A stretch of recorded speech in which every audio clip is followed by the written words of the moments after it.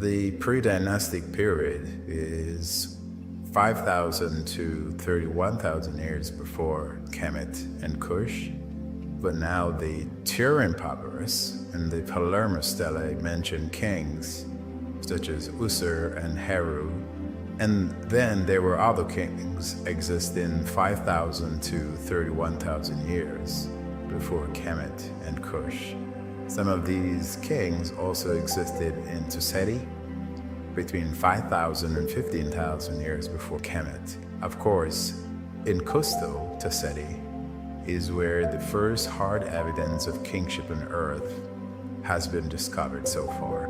Usur was deified, the god of judgment and the resurrection, by the African, and his son Heru was deified god, the son and god of forgiveness by the Africans, and this is for fathers and sons' great accomplishments in teaching spirituality, Ave principles, as well as farming to avoid starvation in Africa, and then the invention of metallurgy and monument building that was begun in Neken. And by Neken, it was the holy city of Neken. The holy city of Neken was the first evidence of God worship on planet Earth, and it was began by the Africans of Kush, or should I say, the Africans that predated Tusseti, Kerma, and Kush. Usur or Heru is likely the great sphinx of Kerneta, and yes, Kerneta was renamed Giza by the Arabs. Usur and Heru advanced African culture and established sacred divine spirituality at Neken, and in the great city, there they built the holy city of temples. This was where the beginning of the African imperial dominion in the world began, with royalty and spirituality. And by some calculation, it was divine royalty and divine spirituality. And from these, the Africans were able to create divine worship, divine kingship, divine priesthood, and probably the greatest sacred spirituality the world has ever known. So let's talk about Neken and NAPATA. Let's talk about Neken and NAPATA.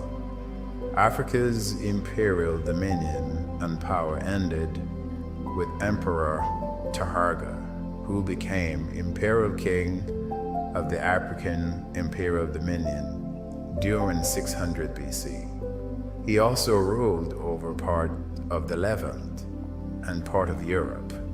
Tahara's army saved Jerusalem from disruption by the Assyrians when he marched his army to Jerusalem to protect Jerusalem and Hezekiah from the invading Assyrian armies. And this is written in the Bible. See 2 Kings 19, verse 7 to 9. Also see 2 Kings 17, verse 4. And finally see Isaiah 37, verse 9. Between 15,000 BC and 7,000 BC, Kerma bridged the Tusseti generations of Africans to the Kushites and Kemites, and then to Tahara's Nubian Kushite dynasties. Tahara was a highly spiritual priest emperor of the traditions of Cusco and of the holy city of Neken. Of course, Tahara was to go on to preside over the sacred holy city of NAPATA in Africa. Like kings Usur and Heru, Tahara worshipped the supreme god Amun, or Amun-Ra. This god was also known as Pita, or Adam, or Re, during Toseti between 15,000 BC and 5,000 BC.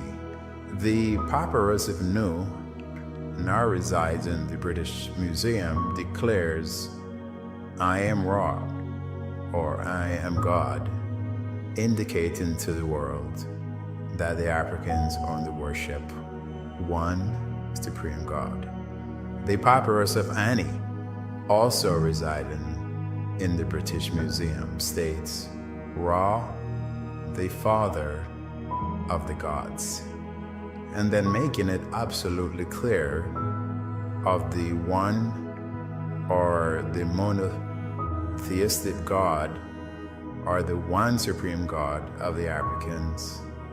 The papyrus of Ani states further, "Ora, the divine man-child, the heir of eternity, self-begotten, self-born, king of the earth, and crowned king of the gods." So there you have it, Tico. Ra, or Atom, or Amun-Ra, or Pita, was one supreme God who was king over all gods. Ra-Are is the one supreme God who was King of kings, Lords of lords. And to restate from the papyrus of Ani and the pyramid texts, "Thou art crowned King of the gods."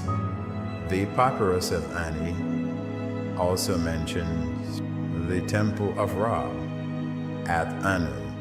The African city of Anu was also called the city of Neken, and it became the holy city of Neken. But it was renamed in the Bible to On, O-N, On, or Heliopolis, depending on the version of the Bible you're using. In the Bible, Ezekiel chapter 30, verse 17. The holy city of Anu, also called Neken, was the divine house of the sun god Ra. That should be reestablished, I think, by Africans. The worship of Ra flourished in Upper and Lower Nile between 30,000 BC and 5,000 BC, and this was during the mapping of the zodiac, thousands of years before such worship took roots in Thebes, NAPATA, and Luxor. Neken then became known as the holy city of Heru, and Neken was honored with temples and monolithic four-sided monuments called Tekhenu, obelisks. During the pre-dynastic civilizations, Heru represented the Maat in the Nubian and in the Kushite setting, and the Maat was taught by divine Terra Neta priests who were followers of Heru. Divine principles of moral ethics and kingship were taught to the world in the school of Neken, and later in Wasat, and then later in NAPATA and Merowe. Terra Neta priests also taught Maat principles of moral ethics to the people of Africa, and these moral ethics and principles spread to other cultures in the world, and these cultures use portions or parts of Maat principles and the sacred texts of the Kushites to form their own religions. The city of Neken, therefore, was renamed On, or Heliopolis, as stated before, in various versions of the Bible. Now, in Genesis 41, 45, and in Genesis 45, 50, and in Genesis 46, verses 20, Joseph was given a wife named Asenath by the Africans of Kemet. And Asenath was the daughter of Potiphera, who was a priest of Neken. The holy Hebrew called Joseph got married to Asenath, who was again an African, and they got married in the African temple of Ra. Again, they got married at the African temple of Ra, the supreme god of the Africans. Heru was called the Messiah of Neken, or the Messiah of Abtu, after his death. So it is critical to note that Joseph, the holy man, one of probably the most holy man in the Bible, got married in the African temple of Ra. Please make note of that. The marked commandments in the Book of the Dead are a sacred and divine set of principles for all humans, and of course, some of these commandments were adopted by Moses for the Bible commandments. If Neken, or the temple of On, was pagan and indulged in idolatry, then tell me, people, would the Hebrew Joseph married in the temple of Neken? I would say probably not. Africans should stop believing the misstatements or untruths that are in the Bible, that Africans are pagans or worshippers of idolatry, and that Africans should be slaves and servants of Japheth and Shem. And this is written in Genesis 9 verses 24 to 27. In Genesis 46 verse 20, the Hebrew Moses, who wrote numerous books in the Bible, including the Genesis and Deuteronomy, also married an African. If the Africans were pagans and worshippers of idolatry, would Moses have married an African and live among the Africans for most of his life? People, Moses would never have written all this into the Genesis, that Africans should be slaves and servants. The Bible was likely altered by the Septuagint or the Romans or other forces existing at the time. Moses would not also write that Africans should be slaves and servants in Genesis 9, and then thereafter supported the African Canaanites' genocides in Deuteronomy 20. Please, people, read 20 and see what happens to the African Canaanites. Canaan was the son of Ham, and Ham was the father of Canaan, Cush, Mizraim, who were Africans. Say it, the Bible. Now let's turn to the father of Judaism, Islam, and Christianity. Abraham's second wife, Hagar, was African. If Africans were pagans, would Abraham take an African as his wife or as his second wife? See Genesis 16 verse 13. Like Abraham, Hagar meets God in the form of an angel and is given a promise that her progeny shall become a great nation.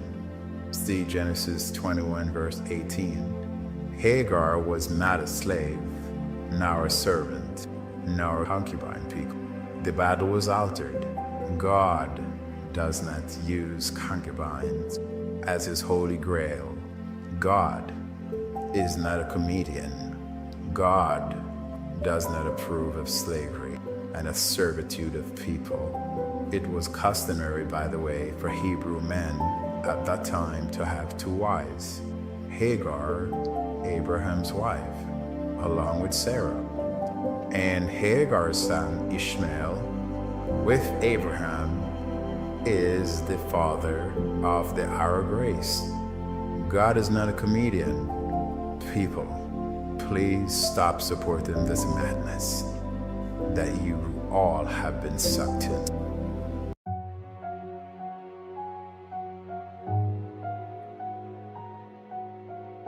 I am Usia, also called Osiris. I am the Tarseti lord of the underworld, judge of the dead and resurrection, brother to Seth, husband to Ist, and father to Heru. We as a family dynasty of Tarseti were entrusted with bringing sacred divinity and spirituality to the world.